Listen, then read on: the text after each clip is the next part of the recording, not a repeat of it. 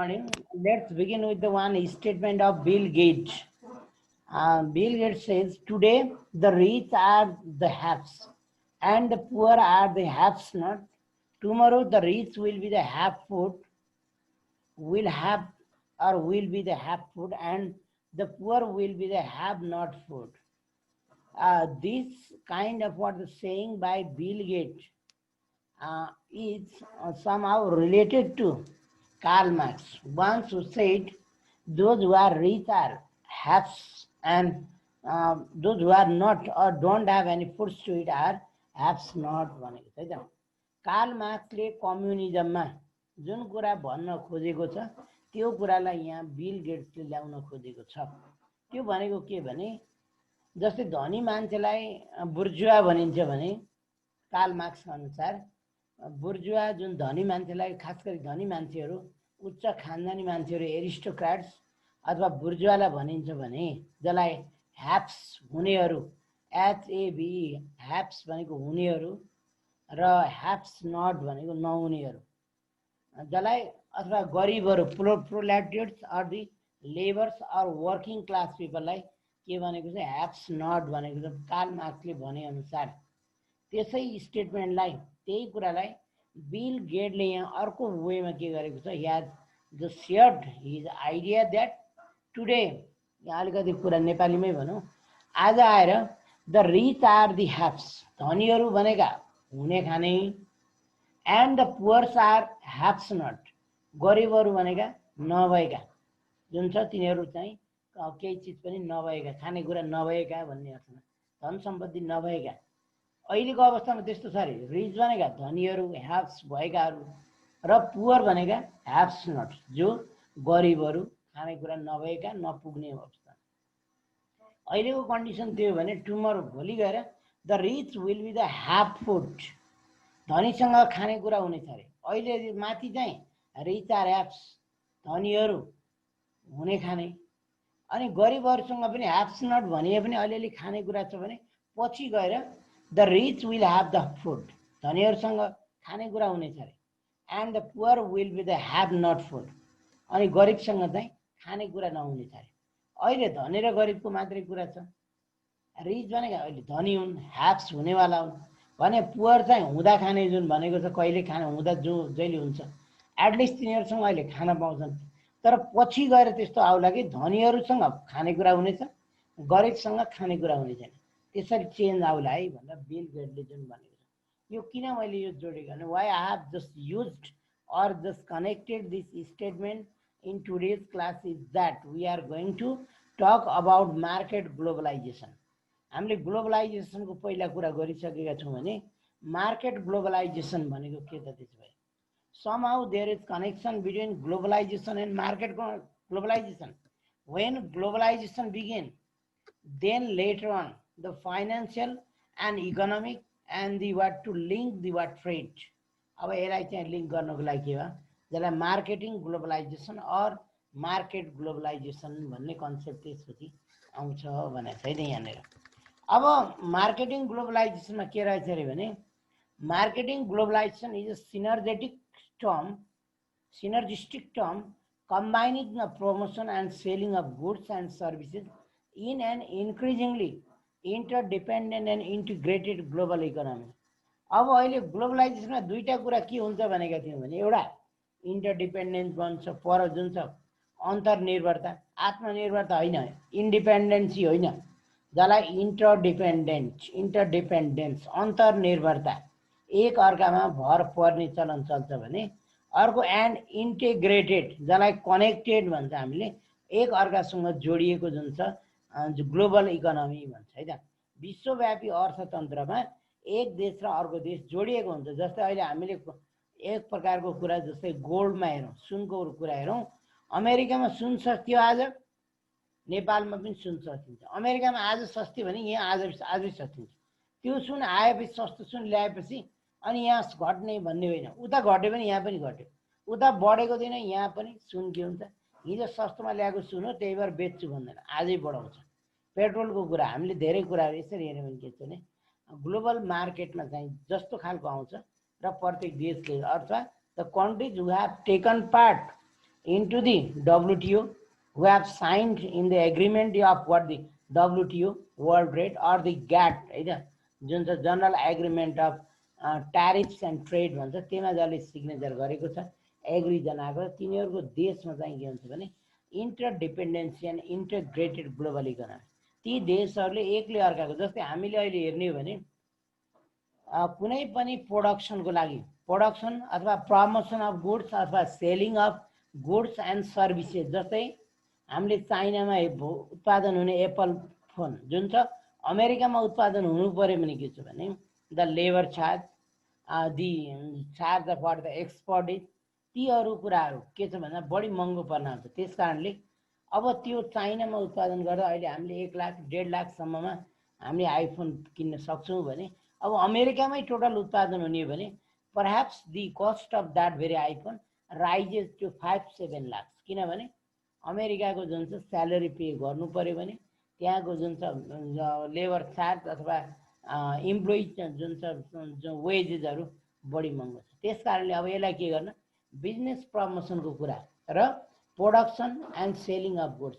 अब चाइनाले के मात्रै गर्दैन भने आइफोन मात्रै बनाएको छैन, नेपालमा अहिले 700-800 सयमा पनि मोबाइल पठाइदिन्छ, डबल सिम लाग्छ, अनि गएर नेट चलाउन मिल्छ भने 700-800 सयमा जुन उत्पादन गरिदिएको छ भने 3 लाख 2 लाख पर्ने मोबाइल पनि उसले उत्पादन गरेको छ। अब यहाँ त्यसले गर्दा के फाइदा भने the rich countries can afford or can have the highest kind of or the standard kind of what the production they can consume. अब हाम्रो जस्तो डेभलपिङ एन्ड अन्डरडेभलप कन्ट्रिजहरुको पुअर इकोनोमी भएकोमा फेरि के हुन्छन् भन्दाखेरि such country China like countries हैन, तिनीहरूले के गरिदिएको छ भन्दाखेरि लो कस्टमा सामानहरु उत्पादन गरे। हामीले यहाँ नेपालमा अहिले काठमाडौँमा जति पनि कपडाको फेसन जुन मान्छेहरु लगाउँछ, यदि चाइनाबाट नआउने र अमेरिकाबाट ल्याउनु पर्ने हो, यहाँ कसैले पनि एक जोर लुगा 3 वर्षमा भन्दा अगाडि किन्दैन थियो, किन? जब कस्ट बढी पर्छ। एउटै प्यान्ट किन्दा 12-15 हजार पर्न थाली, $100 पर्न थालिसकेपछि 15 हजार हालेर एउटा प्यान्ट किन्छ, एउटा टी शर्ट 10 हजार हालेर किन्छ भने मान्छेले 3 वर्षसम्म लगाउँथ्यो। अहिले के छ 250 350 मा पनि कपडा आउँछ, 100 मा 150 देखि माथि अब हाल्ने 5000 को पनि छ, 10,000 पनि छ। तर के भने लो कस्ट पनि 150 250 मा पनि कपडा आउँछ। त्यस कारणले हाम्रो यहाँ के छ धेरै खालको प्रोडक्सन। अब यिनीहरुको सेल गर्नलाई अब चाइनाले अमेरिकालाई मात्रै सेल गर्नुपर्छ भन्ने छैन। There are other countries, Nepal like countries, India अनि बंगलादेश, भुटान, पाकिस्तान, यिनीहरुले पनि सस्तो सामानहरु युज गर्छ। भन्दाखेरि अब हाम्रो नेपालमा जस्तै अब ब्राह्मणले लाउने जनै कहाँ उत्पादन हुने भयो त भन्दाखेरि अब चाइनामा कोही पनि हिन्दू छैन। हिन्दू नभएको देशमा त्यहाँ के गर्छ भन्दाखेरि नेपाललाई हेरेर इन्डियालाई हेरेर जनै उत्पादन हुन्छ, डोरो उत्पादन हुन्छ जुन जनै पूर्णिमाको लागि।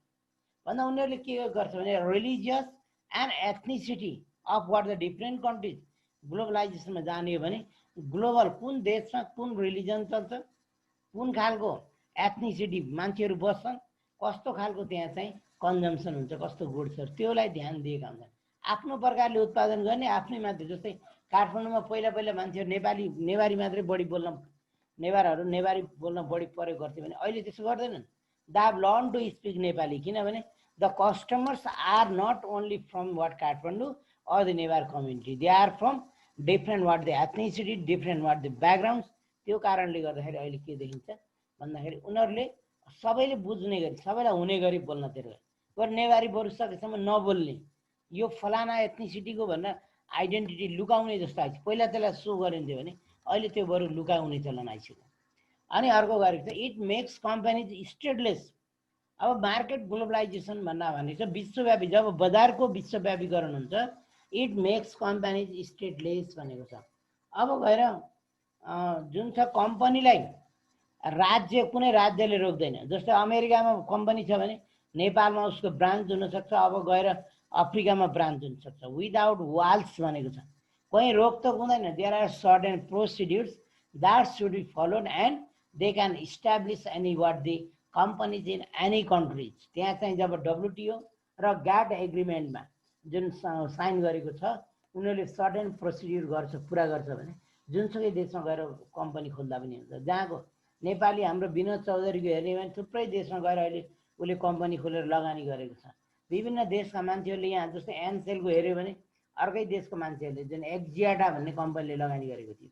यसरी हेर्दै जाने भने हामीले के छ भन्दाखेरि विदाउट वाल्स भन्छ। अर्को with the internet and integral marketing and cultural tool भन्छ। अब इन्टरनेटको माध्यम विथ द इन्टरनेट भन्छ। अब भर्चुअल वर्ल्ड डिजिटल वर्ल्डको मार्फतबाट अब यहाँ चाहिँ हाम्रो के छ भने if the company is in Nepal, अब कसको छ अमेरिकन इन्भेस्टरको छ भने ऊ आएर यहाँ मोनिटरिङ गर्नु पर्दैन। किन हाम्रो अहिले अब जुम मिटिङबाट अनलाइन मिटिङबाट अनि सिसी क्यामेराको मार्फतबाट उहीँबाट उसले मोनिटरिङ गर्न सक्छ। र अब यहाँ भने चाहिँ इन्टेग्रल मार्केटिङ एन्ड कल्चर यो देशमा के चालचलन छ, लोकल एक्सपर्ट्सहरू हायर गरे जसले गर्दाखेरि उनीहरूले बाहिरबाट काम गर्न सक्छ। उयो जस्तो हामी यहाँ कम्पनी खोल्नु पर्यो भने अमेरिकाको मान्छेहरू काम गरेर हुँदैन, उनीहरूले इन्भेस्ट गर्छन् तर लोकल एक्सपर्ट्सहरूलाई लिन सक्छ। जस्तै वान एक्जाम्पल हामीले एउटा हेरौँ, जस्तै पाटनको लगनखेल एरियामा धेरै जसो ब्याङ्कमा हामीले ब्रान्चमा गएर हेऱ्यौँ भने त्यहाँको ब्रान्च म्यानेजर, त्यहाँको रिसेप्सनिस्ट, त्यहाँको अकाउन्टेन्ट धेरै गएर हेऱ्यौँ भने हामीले त्यहाँ नेवारी पिपलहरू पाउँछौँ। किन त्यो गरियो त? ब्याङ्कहरूले त्यहाँ चाहिँ स्ट्राटेजिकल्ली गरिरहेको छ। किनभने the large number of the population in the area is from what the Newari just what the ethnicity, Newar ethnic पिपलहरू छन् भनेको हुनाले त्यहाँ चाहिँ किन भन्दा उनीहरूले बढी विश्वास आफ्नै कम्युनिटीको आफ्नै एथनिसिटीकोलाई गर्ला भनेर त्यो गर्न खोजेको। तर अब त्यही काम गएर अब हेरौँ सिन्धुलीमा गएर हेऱ्यो भने अर्कै छ। अब गएर जनकपुरमा ब्रान्च खोल्नु पऱ्यो भने त्यहाँ मधेसका मान्छेहरू तराईका मान्छेहरू युज गर्छन्। अब पहाडतिर गएर गर्नु पऱ्यो भने त्यही खालको उनीहरूले गर्छ। भन्दाखेरि यो चाहिँ के छ मार्केटिङ स्ट्राटेजी यसरी आउँछ।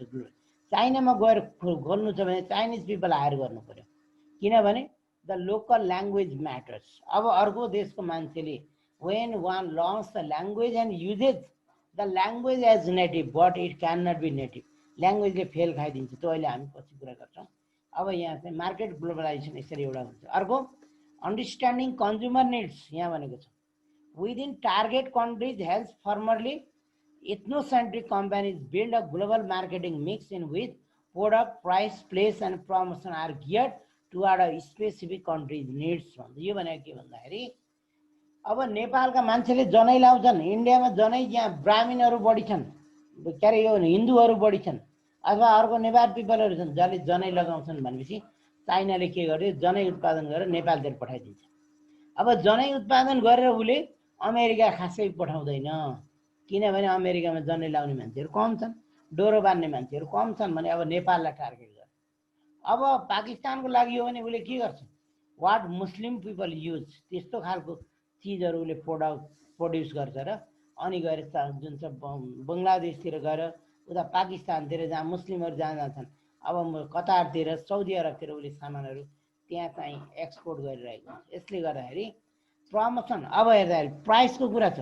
नेपालमा आइफोन मात्रै पठाउँदैन चाइनाले, किन 800 रुपियाँको पठाइदियो भने the level of just economic capacity of the strength of people is way too low, एकदम कम देखिएको हुनाले के देखिन्छ भन्दा उनीहरूले है त अब चाइनाले नेपाल पठाउने फोन त्यही 800, किनभने यहाँको कन्ज्युमरले धेरै कस्ट प्रयोग गर्न सक्दैन अथवा बियर गर्न सक्दैन, उनको एफोर्ड गर्ने क्यापासिटीको आधारमा यो गरिएको छ भन्छ है।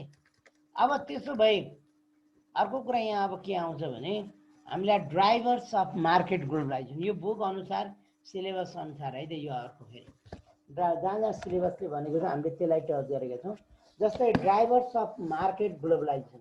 अब मार्केट ग्लोबलाइजेसनका ड्राइभरहरू केले लिड गर्छ त? जुन ग्लोबलाइज मार्केटलाई के कुराले जुन एट्र्याक्ट गर्न खोज्यो, के कुराले लिड गर्न खोज्यो भन्दाखेरि एउटा रेगुलेटरी भनेको छ। जस्तै एउटा लिबरलाइजेसन उदारवाद आयो। अब चाहिँ जस्तो फ्री मार्केट कम्पिटिसन, जस्तो डिरेगुलेसनमा पनि हामीले यो दुईटालाई कनेक्ट गरौँ। रेगुलेट नगर्ने, प्राइसको रेगुलेट नगर्ने। अब जुन छ के गर्न सकियो भन्दाखेरि जस्तै गुड्स, सर्भिसेस, फन्ड्स, फ्याक्टरहरूमा जुन फ्री गरिदिने free flow of what such things, अब जुन छ प्रोडक्सन फ्याक्टर, फन्ड, गुड्स, सर्भिसेसलाई फ्री फ्लो गरिदिने। र अब के अर्को के गरिदिने भन्दा रिमुभल अफ मोनिटरिङ सिस्टम। अब धेरै त्यहाँ गाइड गर्ने हेर्ने होइन यसमा चाहिँ है त, अब त्यो आफै बजार चल्न दिने। त्यसले गर्दा पनि के भयो भन्दा मार्केट ग्लोबलाइजेसनतिर गयो। नेपालमा इन्डस्ट्री खोल्न लाउने, चाइनाले खोल्ने, तर नेपालको कानुनहरूले धेरै चिज दियो, नेपालका धेरै कानुनहरू यहाँ लागू गर्न थालियो, ट्याक्स धेरै उठाउन थालियो भने ती कम्पनी भाग्ने भए। तर अब चाइनिजले कहाँ कहाँ खोल्छ त? जहाँ जहाँ खोल्न सजिलो छ, जहाँ चाहिँ फ्री फ्लो अफ क्यापिटल्स गर्न सकिन्छ, अब प्रोडक्सनको कुराहरू गर्न सकिन्छ, फ्याक्ट्रिजहरू फन्डहरू ट्रान्सफर गर्न सकिन्छ, त्यसले गर्दा ती मान्छेहरू यहाँ आउने भए। र अर्को लिबरलाइजेसनमा के भनेको छ भने elimination of restrictive practices on flow of foreign investment भन्छ। कुनै पनि फरेन इन्भेस्टमेन्टलाई फ्री गरिदिने, रेस्ट्रिक्ट नगर्ने, नियन्त्रण नगर्ने, नरोक्ने, जसले गर्दाखेरि लिबरलाइजेसन पनि। अर्को प्राइभेटाइजेसन, सम्पत्ति कमाउन पाउने भयो। व्यक्तिले के गर्छ भने ownership of what business enterprise है त। कसले अब यहाँ भनेको छ मिनिमम स्टेट ओनरसिप भन्छ। अब राज्यले होइन कि कसले लिइदिने भयो? व्यक्तिले ओनरसिप लिन सक्ने, व्यक्तिले इन्भेस्ट गर्न सक्ने भयो। जसले गर्दा नेपालको विनोद चौधरी अहिले मैले भने उसले गएर दुबईमा गएर कम्पनीको, किनभने उसले इन्कम गर्छ, सर्टेन ट्याक्स तिर्छ र उसको अरू सम्पत्ति उसको इन्कम हुन्छ। नभए नेपालबाट गएर त्यहाँ लगानी गर्दैन। अथवा foreigners don't come in Nepal to invest the amount, त्यो लगानी गर्न नेपाल आउँदैनन् भन्ने। अर्को हार्मोनाइजेसन एन्ड स्ट्यान्डर्डाइजेसन भन्छ। यसले के गर्छ भन्दाखेरि regulatory norms and among the nation जुन के हार्मोनाइज गरिदिने भनेको कस्तो भने tax system around the globe, export गर्दा कस्तो, इम्पोर्ट गर्दा कस्तो। अब डब्लुटिओले जुन गरे अनुसारको सबैले मान्नुपर्ने, दोहोरो ट्याक्स तिर्ने कि नतिर्ने कि फ्री अफ हार्मोनाइज, एकै जुन छ सबैलाई उस्तै खालको गरिदिने, स्ट्यान्डर्ड प्रकारको जुनसुकै देश होस् त्यो खालको गर्न पाइएपछि अनि मान्छेहरू कतातिर मार्केट ग्लोबलाइजेसनतिर गयो भन्छ है त, एक नम्बर। अब दोस्रोमा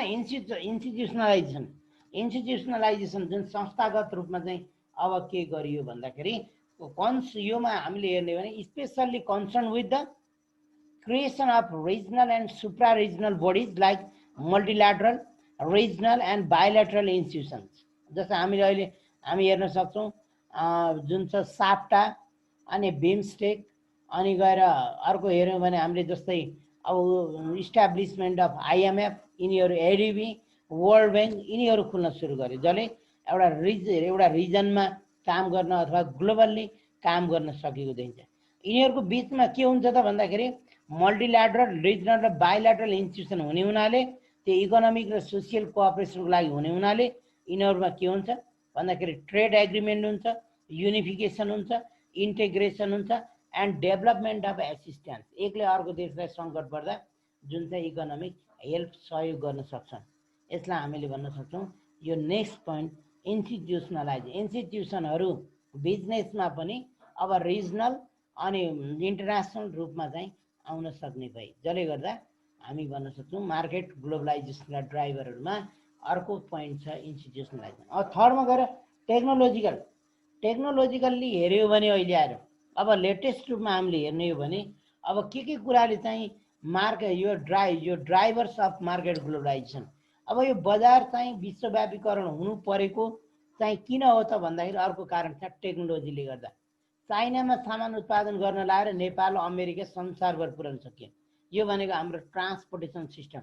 टेक्नोलोजीमा के छ? Transportation system. हामीले carrying the goods from or importing and exporting the goods from one country to another country is so much possible, easy because of the advancement and development of the transportation system. यो technology भित्रै पर्छ। यति मात्र होइन, तर अरू पनि हामीले हेर्ने भने इनोभेसन्स, डेभलपमेन्ट हामीले भन्यो भने, अथवा अब चाहिँ developments of the information technology, अर्को हामीले हेऱ्यौँ भने टेलिकम्युनिकेसनको कुरा, इन्टरटेनमेन्ट, ट्रान्सपोर्टेसन, यी सबै कुराहरू अहिले आएर टेक्नोलोजिकल भित्र पर्छन्। जस्तै अब चाइनामा कति सामान आज उत्पादन भइरहेको छ, कति दिनसम्ममा सामान मेरो पुरा उत्पादन हुन्छ, संसारको कुनै देशको मान्छेले सजिलै सुन्न सक्छ अब फोन प्रयोग गरेर, टेलिफोन प्रयोग गरेर, अथवा इन्टरनेटमा कसरी how the production is taking place. उनीहरूले अब भिडियो क्यामेराबाट, भिडियो च्याटिङ मार्फत उनीहरूले प्रोडक्सनको मोड त्यहाँ थाहा पाउन सक्छन्, कसरी भइरहेको छ, कति भइसकेको छ, अनि स्टक गुड्सहरू, प्रोड्युस्ड गुड्सहरू कति छ भनेर त्यो कुरा हेर्न सजिलै सकियो। जसले गर्दाखेरि अहिले टेक्नोलोजिकल जुन छ, यसलाई टेक्नोलोजीलाई पनि हामीले ड्राइभर अफ मार्केट ग्लोबलाइजेसन, यसले चाहिँ लिड गरेको छ। टेक्नोलोजी थिएन भने अब के हुन्थ्यो भन्दा ग्लोबलाइज्ड जुन मार्केट जुन छ मार्केट चाहिँ ग्लोबलाइजेसनतिर जाँदैन थियो। चाइनामा सस्तो उत्पादन गर्यो, जस्तै हामीले उदाहरण दियौँ जुम्लामा स्याउ छ, हामीले चाइनाको गन्जाउमा उत्पादन भएको सामान यहाँ सस्तो रूपमा सजिलै पाएका छौँ, किनभने हाम्रो ट्रान्सपोर्टेसन सिस्टम काठमाडौँसम्म गन्जाउदेखि यहाँ छ भने अब जुम्लामा उत्पादन भएको स्याउ काठमाडौँवासीले कहिले देख्दैनन्, ल्यायो भने धेरै महँगो पर्छ। अब हामी हेरौँ विदिन द कन्ट्री छ भने पनि ट्रान्सपोर्टेसन टेक्नोलोजी डेभलप छैन, ट्रान्सपोर्टेसन छैन भनेपछि हामी त्यहाँ कन्ट्याक्ट बिहिन छौँ। त्यसले गर्दा टेक्नोलोजीले पनि अलि अर्को सहयोग गरेको छ। अर्को छ बिजनेस टेक्निक्स एन्ड ट्रान्सनेसनल कोअपरेसनमा कर्पोरेसनमा छ। बिजनेस टेक्निकमा पनि अहिले के भयो भन्दाखेरि हामीले हेर्ने हो भने न्यू बिजनेस अपरेसनहरू अथवा टेक्निक्सहरू अब ट्रेड नेसनल कप जुन छ कर्पोरेसन भन्छ टिएनसीहरू, अर्को मल्टिनेसनल इन्टरप्राइजहरू बहुराष्ट्रिय जुन छ कम्पनीहरू, बहुराष्ट्रिय उद्योग धन्दाहरू, बहुराष्ट्रिय हिसाबले व्यापारहरू सङ्घ सङ्गठनहरू खुल्ने कारणले गर्दा अहिले के छ भन्दाखेरि बिजनेस टेक्निकहरू एउटै देशमा नेपालमा अब हामीले यहाँ नेपालको लोकल कुनै एउटा नाम दिएर त्यसको लागि कुनै जुन चिज उत्पादन गर्ने हो भने चाइनालाई उत्पादन गर्न दिए हुन्छ। बाँसबारी छाला जुत्ता नेपालकै हुनु पर्थ्यो भने अब नेपालको कुनै एउटा कम्पनीको नाम दियो भने त्यो जुत्ता कम्पनी कहाँको हुन्छ भन्दाखेरि हामीले के भन्न सक्छौँ भने चाइनामा नाम दिएर चाइनाले उत्पादन गरेर हामीले डिजायर गरेको नाम चाहिँ राखिदिन सक्छौँ।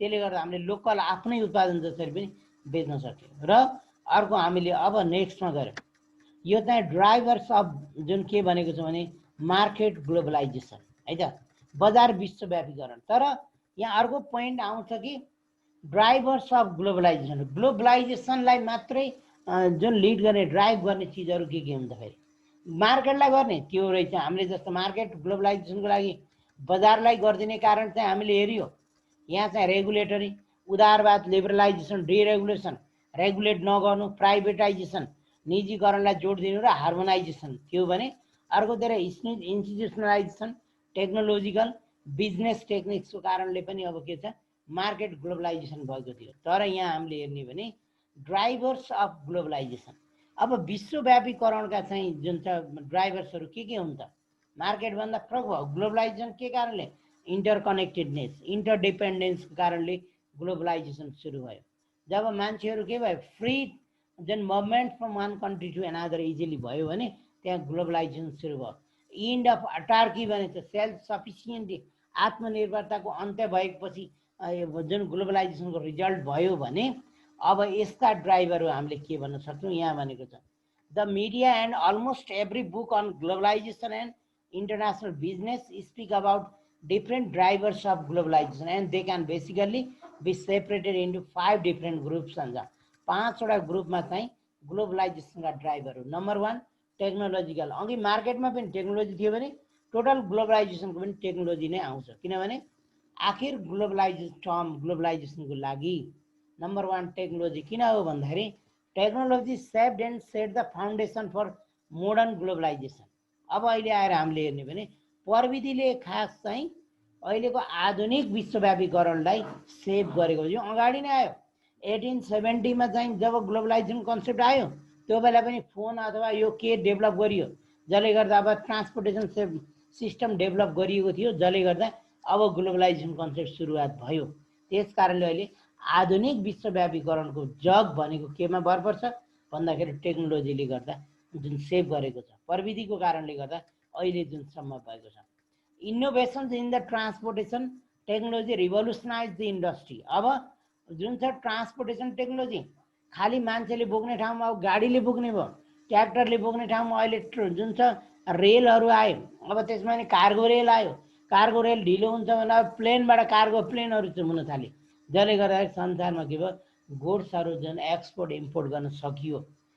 The most important developments among these are the commercial jet aircraft भने यहाँ भन्यो commercial jet aircraft कार्गो जुन प्रयोग गर्नको लागि and the concept of containerization in the late 1970s and 1980s 1970 र 1980 मा ठुला कन्टेनरहरू अनि जेट एरोप्लेनहरू मार्फतबाट पनि सामानहरू के छौँ भन्दा सयौं हजारौं टन।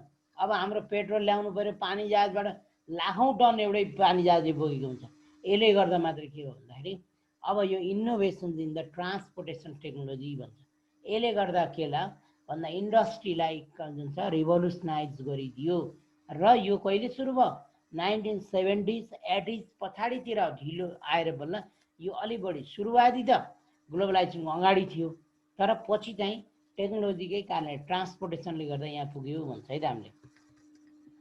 अर्को यहाँ के भनेको छौँ भने inventions in the area of micro processors and the telecommunications enabled highly effective computing and communication at a low cost level. अब अहिले आएर हामीले टेलिकम्युनिकेसन माइक्रो प्रोसेसर यिनीहरूलाई हेऱ्यो भने लो कस्ट लेभलमा यो उत्पादन जुन छ सम्भव भएको छ। Every people around the globe can use, यो पनि इफेक्टिभली हाइली इफेक्टिभली यो युज गर्न सकेको छ भनेको छ है। Finally the rapid growth of internet is the latest technological driver that created global e business and e commerce. जस्तो अहिले हामी हेरौँ तत्कालै अहिले संसारभर कोभिड-19 को कारणले अब अनलाइन टिचिङ यो केले गर्दा भयो त भन्दाखेरि अब इमेल इन्टरनेटको जुन छ ग्रोथले गर्दा इन्टरनेटको कारणले यो सम्भव भएको छ। कम्प्युटिङ टेक्नोलोजीको कारणले सम्भव भएको छ। लेटेस्ट टेक्नोलोजी जुन के छ ग्लोबल ई बिजनेस। हामीले अब मान्छे बजारमा चाहिँ मार्केटिङको लागि पठाउनु पर्दैन। हामीले we can create the pages, we can create what the or give the what advertisements on television हामी त्यहाँ दिन सक्यौँ, फेसबुक गर्न सक्यौँ। So many what the media जुन हामीले फर्स्ट सेमिस्टरमा हामी कुरा गरेका थियौँ जुन छ त्यो कम्युनिकेसनमा, त्यो जस्तै हामीले ई बिजनेसको अहिले कन्सेप्ट ई कमर्सको।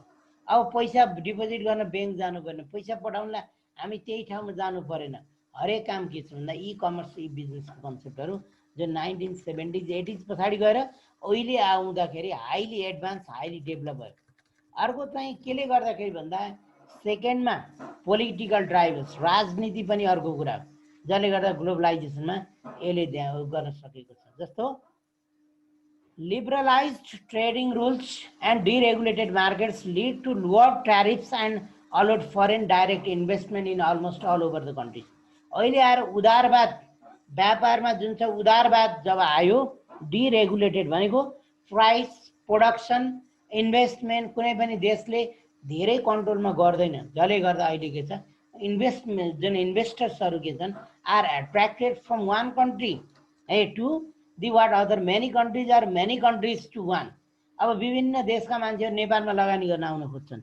नेपाल अथवा अन्त देशका मान्छेहरू पनि अमेरिका गएर लगानी गरेका छन्, रसियातिर गएर लगानी गरेका छन्, हामीले हेर्न सक्छौँ। र लोअर ट्यारिफ, अब ट्याक्स रेटहरू के भएको छ कम भएको छ। दोहोरो ट्याक्स तिर्नुपर्ने त्यो हटाइएको छ। जुन WTO र ग्याट एग्रिमेन्टमा जुन भनिएको छ त्यो अनुसार चाहिँ हुन थालिसकेपछि अब यो चाहिँ पोलिटिकल लेभलमा चाहिँ एग्रिमेन्ट भयो। अर्को यहाँ द इन्स्टिट्युसन अफ ग्याट भन्छ general agreement on tariffs and trade. जुन ग्याट भनेको मतलब के छ भने जुन छ जनरल एग्रिमेन्ट, जुन सहमति छ केमा भन्दा ट्यारिफ्स, अब यो ट्याक्स र अरू काइन्ड अफ जुन पे गर्नुपर्ने हुन्छ यिनीहरू र ट्रेड व्यापारको जुन एग्रिमेन्ट लागि गरियो 1947 मा immediately after the second world war. र त्यसपछि गएर WTO वर्ल्ड ट्रेड अर्गनाइजेसन 1995 मा इस्टाब्लिस भइसकेपछि यसले के गरिदियो भन्दाखेरि अब जुन ट्यारिफ्स रेटहरू चाहिँ फ्री गर्ने कामहरू गरे, ट्याक्सहरू दोहोरो ट्याक्सहरू डबल ट्याक्स सिस्टम जुन इन्ड भएर गयो, जसले गर्दा अहिले के छ भन्दा पोलिटिकल ड्राइभर्सको रूपमा चाहिँ यसले कसलाई भन्दा ग्लोबलाइजेसन र मार्केट ग्लोबलाइजेसनलाई यसले चाहिँ हेल्प गर्न सक्यो। र as well as the ongoing opening and privatization in Eastern Europe are only some examples of latest developments भन्छ। अब प्राइभेटाइजेसनको कन्सेप्ट पनि त्यहाँबाट आयो भन्थे। अब मार्केट ड्राइभर्स, हामीले त मार्केटिङ ग्लोबलाइजेसनमा यो एउटा पार्ट चाहिँ मार्केट ड्राइभर्सहरू हामी यहाँ हेर्न सक्छौँ। As domestic markets become more and more saturated भन्छ। अब यो हाम्रो चाहिँ देशभित्रका लोकल डोमेस्टिक घरायसी भन्छ।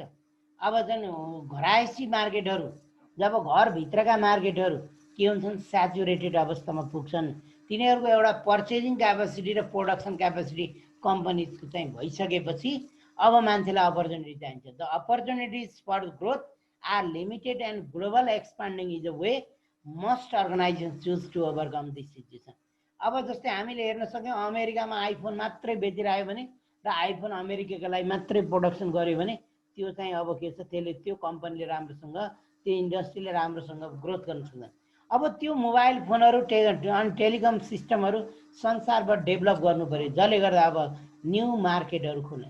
नत्र भने एकपटक जस्तै काठमाडौँमा हामी अहिले हेरौँ, अहिले यति बेला हामी ल्यापटप किन्न जाने पनि बजारमा पाउँदैनौँ, मोबाइलहरू ट्याबहरू किन्न गयो भने अहिले बजारमा छैन। किन भन्दाखेरि अनलाइन क्लासहरूले गर्दा the prices of laptops or the electronics goods के भएको छ, राइज भएको छ, र यसको सप्लाई चाहिँ उताबाट स्टक हुँदाखेरि अब हामी यो हेर्न सक्छौँ। मार्केट ड्राइभर्सको रूपमा चाहिँ अपर्च्युनिटी ग्रोथ गर्नको लागि हामीले चाहिँ के छ, जुन मार्केट चाहिँ एक्सपान्ड गर्नुपर्ने हुन्छ, त्यसले गर्दा पनि अब हामीले यसलाई चाहिँ मार्केट ड्राइभर्स हुन्छ। अर्को common customers needs and the opportunity to use global marketing channels and transport marketing to some extent are also incentives to internationalization भन्छ। अब अन्तर्राष्ट्रियकरण गर्नलाई व्यापारको मार्केटको जुन छ न्यू मार्केट जुन खोज्न के को लागि भन्दा common customers needs and the opportunity भनेको छ। अब कस्टमरले त विभिन्न देशको, हामीले अब कतिपय चिजहरू नेपालको औषधि हो हामी बिस्तारै इन्डियन औषधि हो भने हामीले खुसी भएर किन्ने, यो चाहिँ चाइनाबाट ल्याएको चाहिँ इन्डक्सन चुलो, यो त डुप्लिकेट, यो चाहिँ इन्डियाको, यो त अब राम्रो ओरिजिनल, हामीले यसरी हेर्ने हुनाले अब कस्टमर्सलाई चाहिँ ध्यान दिएर पनि के हुन्छ प्रोडक्सनहरू जुन हामीले गर्न सक्छौँ। त्यसपछि आउँछ कस्ट ड्राइभर्स। अब खालि उत्पादन जति पनि पर्यो, अब हामीले आइफोन 2,50,000 हालेर किन्नु पर्ने भए हामी किन्छौँ कि किन्दैनौँ, त्यसको पनि विचार गर्छौँ। हाम्रो economic strength of the customers of different countries or the people in the different, त्यो चाहिँ हेर्न सकिन्छ। अनि यहाँ भनेको छ sourcing efficiency and cost vary from country to country and the global firms can take advantage of this fact भन्छ। देश अनुसार, मान्छे अनुसार, मान्छेको जुन के छ एफिसिएन्सी फरक पर्छ भन्छ है त। जस्तै अब हामीले भन्यौँ अमेरिकन पिपलले जुन कुराहरू पर्चेज गर्न सक्छ, जुन कुरा कन्ज्युम गर्न सक्छ भने त्यो नेप्लिजले गर्न सक्छ जस्तो लाग्दैन, नेप्लिजले गर्दैन। त्यस कारणले अब उनीहरूले अमेरिकनको लागि आइफोन बढी डेभलप, नेपालमा पनि थोरै मान्छेले चाहिँ कन्ज्युम गर्ला, तर बढी चाहिँ सस्ता फोनहरू यहाँको लागि दियो। अरू त्यस्तै गुड्सहरू, कपडाहरू पनि अब युरोपियन मार्केटमा पठाउने, अमेरिकन मार्केटमा पठाउने र नेपाल पठाउनेमा त्यो फरक गर्छ। केले भन्दाखेरि कस्ट प्लेज है, त्यो चाहिँ अब किन एफोर्ड गर्न सक्छ कि सक्दैन यस्तो बेला छ भनेको है। नेक्स्टमा त्यसपछि other cost drivers to globalization are the opportunity to build global scale economics and high product development cost nowadays.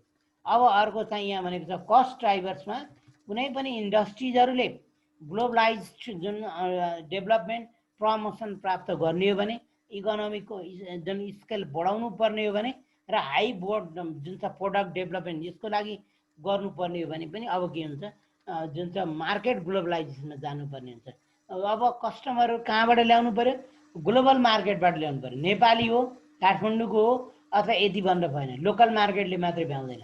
जसले गर्दा हामीले customers and the consumers they can be from the what any parts of the world and the customers and the consumers, consumer कस्टमरको हामीले हेऱ्यौँ भने तिनीहरूको पनि देश अनुसार अथवा इकोनोमिक ब्याकग्राउन्ड अनुसार तिनीहरूको पर्चेजिङ स्ट्रेन्थ र त्यसको चाहिँ अब जुन कन्जम्सन के हुन्छ फरक पर्न जान्छ। अब यहाँ अर्को हामीले भनेको छ कम्पिटेटिभ ड्राइभर्स। अर्को कम्पिटिसनको कुरा, with the global market global interfirm competition increased and organisations are force to play international. अब कुनै पनि कुरा लोकल्ली उत्पादन गर्छु भनेर भएन, हामीले पहिले उत्पादन गर्न सोच गर्छौँ भने त्यो ग्लोबल मार्केटको लागि टार्गेट गरेर ग्लोबल कम्पिटिसनमा जानको लागि त्यहाँ आफू इस्टाब्लिस हुनेतिर जान्छ। हामी कुनै पनि न्यू चिज प्रोड्युस गर्छ, साबुन उत्पादन गर्नु पर्यो, हामीले अब नेपालमा काठमाडौँ मात्रै बेच्ने कि होइन, पहिला देशभरि बेच्ने, त्यसपछि इन्डियासम्म पुर्याउने अथवा त्यहाँसम्म एउटा यहाँको हाम्रो लोकल तरकारी उत्पादन गर्नु पर्यो भने हामीले कहाँको कन्सेप्टमा गर्ने हो भन्दा कहाँसम्म पुर्याउनु सकिन्छ, युरोपियन मार्केटमा पठाउने कि दुबई मलेसियातिर कमसेकम पठाउने कि त्यहाँ बढी पर्न सक्छ कि भन्न हामीले त्यो खालको हेर्नु सक्छौँ। Strong interdependences among countries and high two way trade and FDI actions also support this. अब गएर टु वे ट्रेड, अब कुनै पनि देशले खालि एक्सपोर्ट मात्रै गर्छु भनेर भने उसले इम्पोर्ट पनि गर्ने भयो र एफडिआई फरेन डाइरेक्ट इन्भेस्टमेन्टले पनि सपोर्ट गर्छ। नेपालमा केही उत्पादन गर्नु पर्यो, नेप्लिज इन्भेस्टमेन्टले भ्याएन भने नेपालको लगानीले पुगेन, नेप्लिज जुन छ बिजनेसम्यानको लगानीले भ्याएन भने हामी के भन्छौँ we can call the people and the institutions from what the just what the global मार्केटमा इन्भेस्टरहरू हामी बोलाउन सक्छौँ, जसले गर्दा के हुनसक्छ भन्दाखेरि हाम्रो उत्पादन हामी बढाउन सक्छौँ, हाम्रो बिजनेसलाई बढाउन सक्छौँ।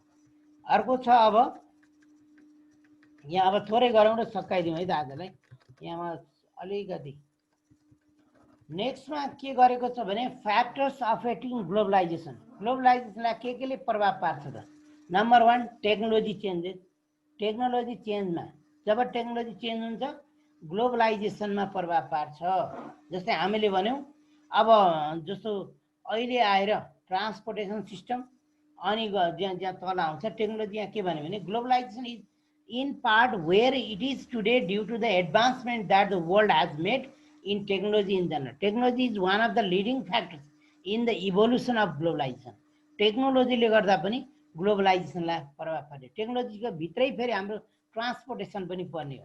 Faster and cheaper transportation cost. मैले अघि एक्जाम्पल दिएँ, जुम्लाको स्याउ काठमाडौँ आउँदा धेरै कस्ट महँगो पर्न आउँछ भने अब हामी चाइनाको गुन्जाउतिर अरू कुनै ठाउँ प्रान्तमा उत्पादन भएको चिज हामी सस्तो पाउन सक्यौँ। यो त ट्रान्सपोर्टेसन जुन छ फेसिलिटी जहाँ जहाँ गरेको छ।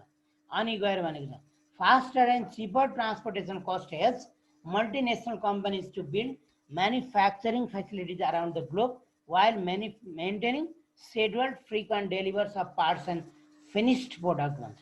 अब हामीले के गर्न सक्यौँ भने उत्पादन गरेर मात्रै भएन, तिनीहरूलाई हामीले के ट्रान्सपोर्ट जुन एक्सपोर्ट इम्पोर्टको लागि पनि विभिन्न देशमा पुर्याउनु पर्ने हुन्छ। त्यसले गर्दा ट्रान्सपोर्टेसनले चाहिँ के गरिदिन्छ भन्दा जुन छ ग्लोबलाइजेसनलाई प्रभाव पार्छ। यदि हामी फास्ट गर्न सक्यौँ भने फास्टर ट्रान्सपोर्टेसन भयो भने अब इन्भेस्टरहरू हामी कहाँ लगाउने, जसले गर्दा कस्टमा त्यसले मिनिमाइज गरिदिन सक्छ। चिपर जुन सस्तो रूपमा पनि हाम्रो हुन सक्छ। जस्तै ट्रेनबाट हाम्रो ट्रान्सपोर्टेसन गर्नु पर्यो भने सस्तो पर्ला, जब मान्छेलाई बोकाएर गर्नु पर्यो भने त महँगो पर्न जान्छ। ह्युमन कस्ट लेबर जुन चार्ज बढी हुन्छ। अर्को नम्बर 3 मा डिरेगुलेसन। फ्रम द 1980s अहेड 1980बाट यता आइपुग्दा several rules and regulation in business were removed, particularly rules concerning foreign possession भन्छ। अब 1980बाट यता कुनै पनि कुरामा मोनिटरिङ, सबै कुरामा भनेको होइन, मोनिटरिङ कुनै इन्भेस्टमेन्टमा कुनै मार्केटिङ कन्सेप्टमा अब धेरै मोनिटरिङ गर्न छ। रेगुलेट गर्न छोडिसकियो। फन्डलाई फ्री मुभमेन्टको जुन दियो, प्रोडक्सनलाई free movement support the product गरियो, गुड्सहरूलाई जहाँ जता जुन देशमा लैजानु पनि पाइयो। अब हाम्रो नेपालमा इन्डियाबाट चाइनाबाट जहाँबाट सामान ल्याए पनि हुन्छ, यहाँबाट एक्सपोर्ट। अब हिजो अस्ति मल ल्याउने कुरा छ, बङ्गलादेशबाट मल ल्याउने कुरा छ, इन्डियाको बाटो हुँदै आउनुपर्छ। इन्डियाले रोक्नु मिल्दैन, किनभने ग्याट एग्रिमेन्ट र जुन छ अर्को WTOमा उसले साइन गरेको हुनाले रोक्न सक्दैन, उसकै बाटो परेको तपाईँ भन्दा। अब अर्को removal of capital exchange controls. अब the movement of cash from one country to different was additionally controlled, and this control raised over identical amount. If investments in one's own country looked unattractive, a business may purchase business in another country. अब हामीले capital एक्सचेन्जको कुरा गरौँ, हाम्रो देशभित्रै खासै लगानी गरेर फाइदा हुन आउँदैन भन्ने लाग्यो भने हामीले बाहिर गएर लगानी गर्छौँ। बाहिरको मान्छेहरू यहाँ आउन सक्छन्। यसले गर्दाखेरि क्यापिटल एक्सचेन्ज कन्ट्रोलहरू हटाइयो, जुन जसलाई नियन्त्रण गरिन्थ्यो एक्सचेन्ज गर्न, पैसा यताउता गर्न, इन्भेस्टमेन्ट भने त्यसलाई चाहिँ हटाउने काम चाहिँ अहिले हुँदै गएको छ। अब free trade, several barriers to trade are removed. A number of this has been done by regional groupings of national like EU, European Union, WTO, world trade अर्गनाइजेसनको मार्फतबाट, सार्क जुन South Asian association for regional cooperation, यस्तोको सहायताले गर्दाखेरि अब trade चाहिँ के भएको छ, अन्तर्राष्ट्रिय इन्टरनेसनल मार्केटमा हामीले चाहिँ बिजनेस गर्न सफल, मार्केटिङ गर्न सफल भइसकेको छ। अब अर्को यहाँ भनेको छ consumer taste have changed and the consumers are more willing to try foreign products. अब हामीलाई नेपालको प्रोडक्ट हो, नेपालको आइटम हो खानेकुरा भन्ने हामी मन पार्दैनौँ। यो त अस्ट्रेलियाबाट इम्पोर्ट गरेको, यो जुन चाहिँ चाइनाबाट ल्याइएको, यो चाहिँ मलेसियाबाट आउँदा ल्याएको ल्यापटप, यो भनियो भने हामीले त्यस्तो चिजहरूलाई चाहिँ बढी कन्ज्युम गर्न अहिले मान्छे लालायत छन् है त। जसले गर्दा फरेन प्रोडक्टप्रति माया मोह मान्छेको बढ्दो छ। Emerging markets in developing countries. अर्को फेरि के हो भने डेभलपिङ कन्ट्रिज पनि अहिले आएर ब्याक छैनन्। जुन विकासोन्मुख देशमा पनि मार्केटहरू बढ्दो छ। मार्केट बढ्नु भनेको कन्ज्युमर्सहरूको जुन डिमान्ड चाहिँ बढ्दो छ। Purchasing capacity of customers and consumers have risen up so that the global products, foreign products लेके गरेको छ भन्दा are getting markets even in the developing countries. त्यसले गर्दाखेरि अब हामी भन्न सक्छौँ यहाँ चाहिँ यी कुराहरूले के पार्छन् भन्दाखेरि ग्लोबलाइजेसनलाई प्रभाव पार्छ।